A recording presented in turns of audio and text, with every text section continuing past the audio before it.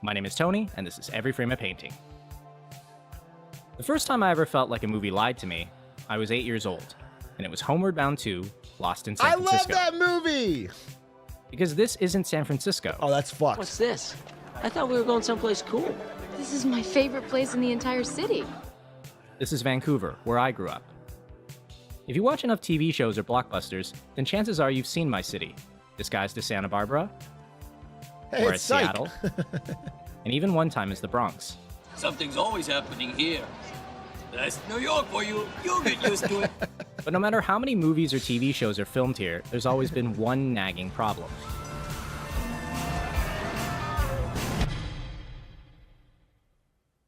We never actually see the city. It's always pretending to be somewhere else.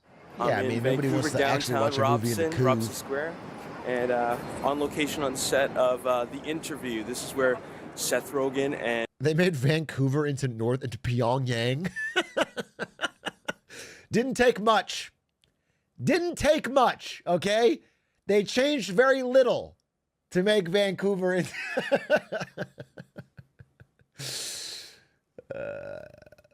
and James Franco, they're supposed to be in North Korea. They had to, yeah, they actually had to, they had to upgrade it. They had to upgrade it. They had to make they had to clean up Vancouver. Let's check it out.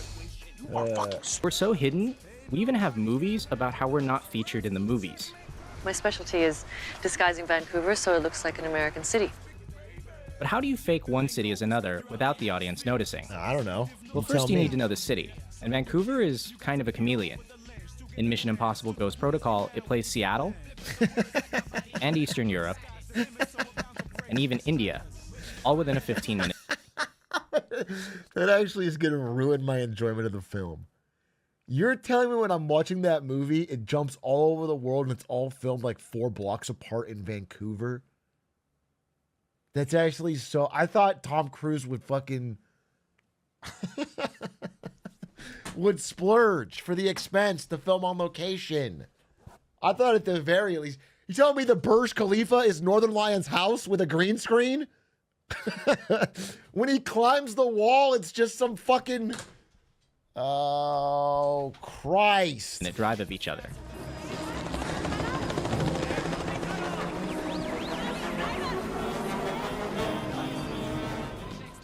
Once you know the city, it's actually pretty simple to trick the audience. Most people don't question the establishing shot, so you can just find the right building and put a title card on screen. The other option is to shoot second unit footage of another city, and then cut to somewhere in Vancouver. That makes sense. This is especially common with Seattle, since a lot of the architecture there looks pretty similar to here. Yeah. But to really convince the audience, you're going to need a lot of help. Which brings us to the art department, who control all the little details. Okay. Like decals on the sides of cars, American flags in the background, new signs in front of buildings, and this one's my personal favorite. I'm not gonna kiss them, but let's just say I might give them some. USA Today vending machines. Because nothing says America like USA Today. That's so true. I read it every day. That's so true. Around the USA. They just wouldn't have them in a different country. That's how I know. That's how my brain knows.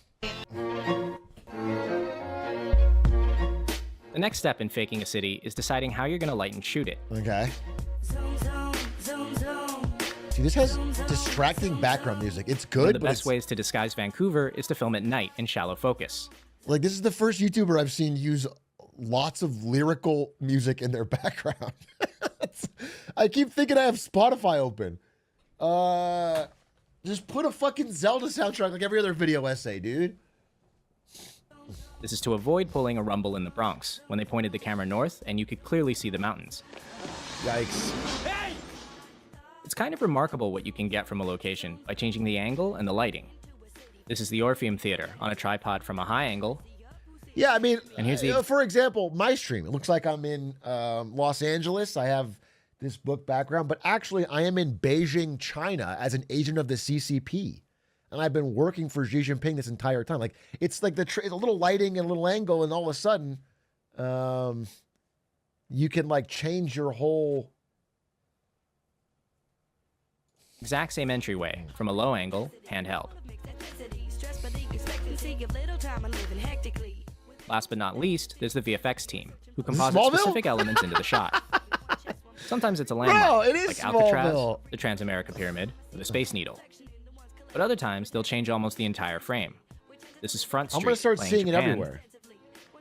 and here it is again, playing future Chicago. Uh-huh. It's iRobot? And it's all these little details that help us believe the illusion, so that a character can jump out of a window in Vancouver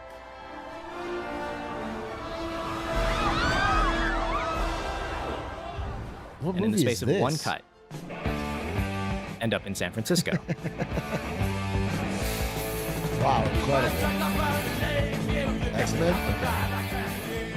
X3? But what does it mean for a city if it's always playing somewhere else? Well, for Vancouver, it means that our on-screen image is kind of generic. What you've seen in the movies is mostly downtown, like the glass buildings along Burrard Street, Okay. and the area around Gastown, like this alley off Canby. What do these words mean? The city is kind of Speak like one American. giant backlot, a bunch of anonymous buildings that can stand in for anywhere else. Even when the movies do go somewhere unique, they have a way of typecasting it. For instance, BCIT's aerospace campus actually looks pretty cool. Yeah, looks all right. Oh my God, it's a CIA It's field always turned office. into some vaguely dystopian government facility. Dude. That's crazy. Crazy to imagine the CIA, like the idea of having these big fucking monitors is such a Hollywood thing. These big fucking monitors with the names of the villains and the targets and the, and this is just in a lobby. Anyone can be walking through. It's not even a fucking, In government facility. Everybody walks around waving a special X-Files badge, filmed and they in try to Vancouver? maintain order, but of course they can't. That's crazy.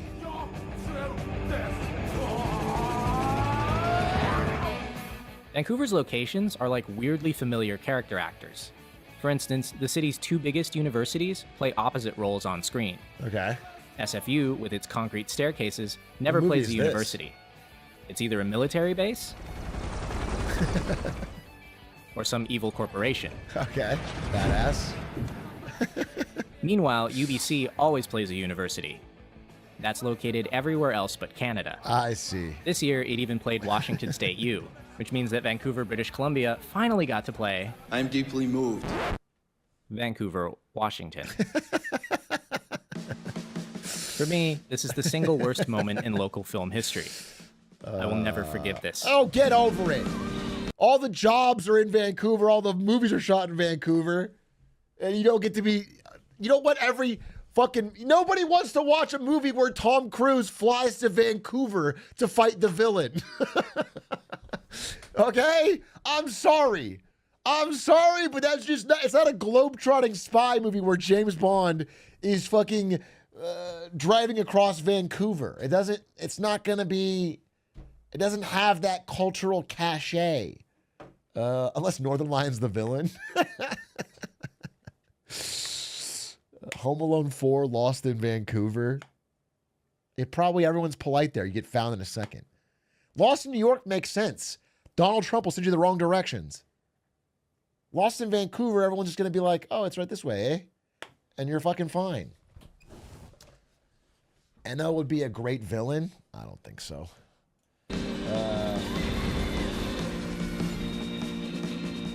But if filmmaking today is global, why do so many of our stories take place in the same four cities? Is it just so we can destroy the same landmark over Probably. and over Probably, yeah. and over? Yeah, I mean, it's an iconic landmark and it looks cool to By the destroy. way, take a guess where all four of these films were shot. Who wants to go to Vancouver? Exactly. Average American response to hearing you have to go to Vancouver, dude. It's sad. It's sad. It's a sad face. I have to go to fucking Calgary soon for Isto's wedding. Can I give you his address? Can you guys show up and meet me there so we have more people? I gotta go to fucking Calgary.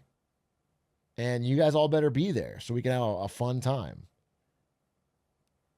Calgary is top rated. Is it free, though?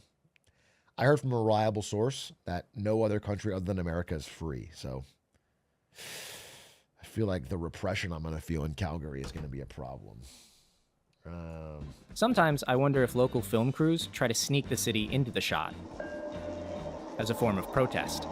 The next station is Metrotown. To Hollywood, Vancouver is a location, but not a setting. It's a place with talent and scenery and tax incentives, but almost no film identity of its own. I see. Just other identities it can borrow. So you guys, this is one thing I think Hollywood's missing. And tell me if I'm crazy, but I think I'm really onto something.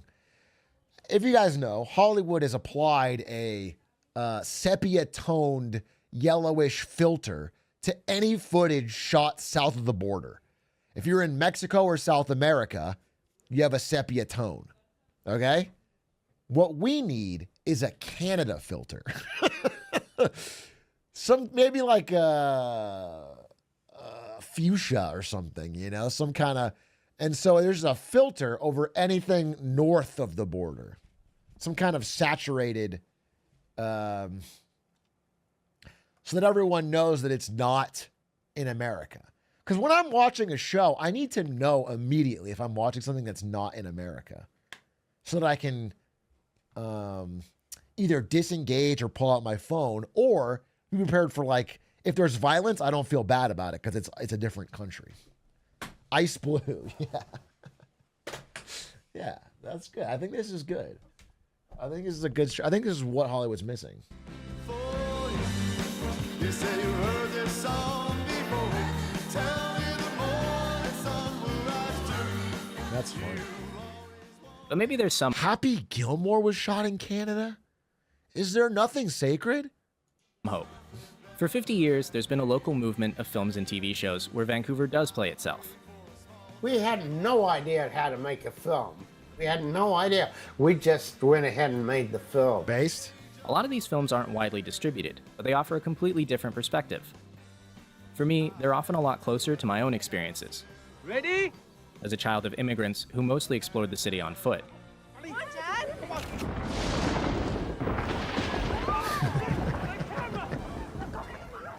These movies treat Vancouver not as a location, but as a setting. And they capture the things that are unique to us. So we need these images more than ever. Okay. Because films can preserve a particular time and place. Sure. Not as a documentary, but as a fictional story about the real world. Sure. And the city deserves better than the occasional joke about its weather. Is it Pack your bad? winter coat. We're going to Canada's warmest city. So this is That's Vancouver, good. the third That's biggest good. filmmaking town in North America. On screen, it is ubiquitous, and it is invisible.